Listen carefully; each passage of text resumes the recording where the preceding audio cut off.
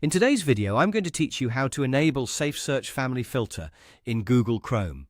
If you want to make browsing safer for children or simply reduce access to explicit content while using Chrome, this is a quick setting you can turn on directly in the browser. I'll walk you through the process slowly so it's easy to follow, and by the end, the family filter will be enabled. First, open Google Chrome on your computer. Make sure you're on the main browser window before continuing, because all of the settings we need are located inside Chrome itself. Once Chrome is open, go to the top right corner of the browser window and click the three-dot menu. This opens the main Chrome menu, where you can access a variety of browser options and settings. From that menu, click Settings. This will take you to Chrome's Settings page, where you can control privacy, security, appearance, and other browser features.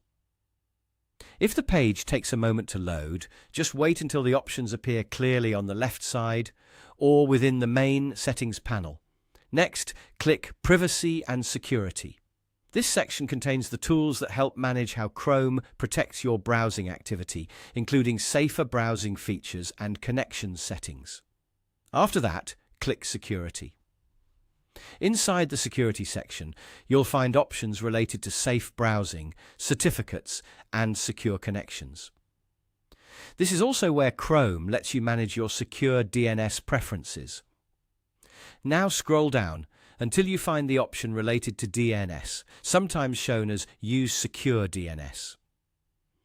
This setting helps Chrome decide how website addresses are looked up, and it can also let you choose a provider with built-in filtering features. Click on the DNS option and then select Family Filter.